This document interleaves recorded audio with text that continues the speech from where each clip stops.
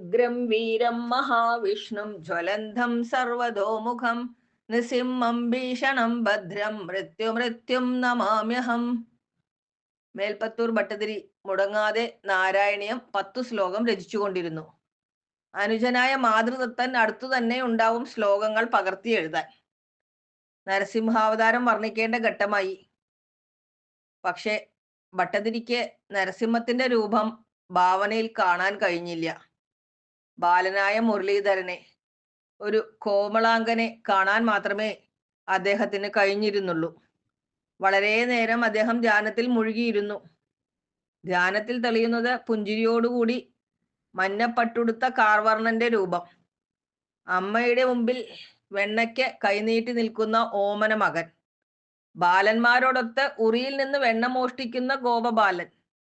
വയറ്റിൽ കെട്ടിയിട്ടുള്ള കയർ വലിച്ച് ഉരലുമായി മരങ്ങൾക്കിടയിലൂടെ കടന്നുപോകുന്ന ഉണ്ണികൃഷ്ണൻ. പൂതന എന്ന രാക്ഷസിയുടെ ജീവൻ ഊറ്റി കുടിക്കുന്ന കോമള ശിശു.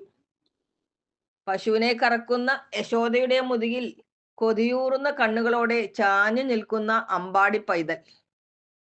പ്രളയകാലത്ത് അരയാലിലയിൽ ഒതുങ്ങുന്ന താരുടലുമായി കാലിന്റെ പെരുവിരൽ വായോടടുപ്പിക്കുന്ന പൂമ്പൈതൽ.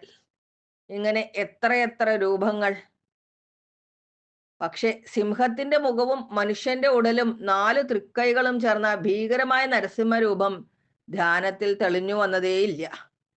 മേൽപ്പത്തൂർ വളരെ നേരം ഇങ്ങനെ ചിന്തയിലാണ്ടിരുന്നു. കവിത വരുന്ന നേരം കാത്തിരുന്ന് മാതൃദത്തൻ ചുവരിൽ ചാരിയിരുന്ന് ഉറങ്ങിപ്പോയി. പെട്ടെന്നൊരു ശബ്ദം കേട്ട് മേൽപ്പത്തൂർ ഒന്ന് നടുങ്ങി. ഭൂമണ്ഡലമാകെ പൊട്ടിപ്പിളരുന്ന പോലെ ശബ്ദം. തനിക്ക് തോന്നിയതാവും എന്ന് കരുതി. അല്ല, അതാ ആ ശബ്ദത്തോടൊപ്പം മുൻവശത്തുള്ള കൽത്തൂണ് 2ആയി പിളർന്ന് അതിനുള്ളിൽ നിന്ന് നരസിംഹം തന്റെ മുന്നിലേക്ക് ചാടി വരുന്നു. കൃഷ്ണ, ഗുരുവായൂരപ്പ! മേൽപ്പത്തൂർ ഉള്ളാലെ വിളിച്ചുപോയി.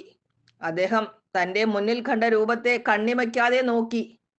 ചെമ്പിച്ച ജടകളെ ഒതുക്കിക്കൊണ്ടണിഞ്ഞിട്ടുള്ള രത്നകിരീടം പൊങ്ങി നിന്നിളകുന്ന ചെവികൾ, ചുട്ടുപഴുത്ത സ്വർണ്ണക്കട്ടകൾ പോലെ ചുവന്നു തിളങ്ങുന്ന തുറിച്ച കണ്ണുകൾ, തുറന്ന ഗുഹ പോലെയുള്ള വായിൽ നിന്ന് നീണ്ട് നിണമൊഴുകുന്ന നാക്ക്, പുറത്തേക്ക് തള്ളി നിൽക്കുന്ന തിളക്കമുള്ള തേറ്റപ്പല്ലുകൾ, തടിച്ച കഴുത്ത്, ആഭരണങ്ങൾ അണിഞ്ഞിട്ടുള്ള 4 തൃക്കൈകൾ, 2 കൈകളിൽ ഏന്തിയിട്ടുള്ള ശംഖചക്രങ്ങൾ.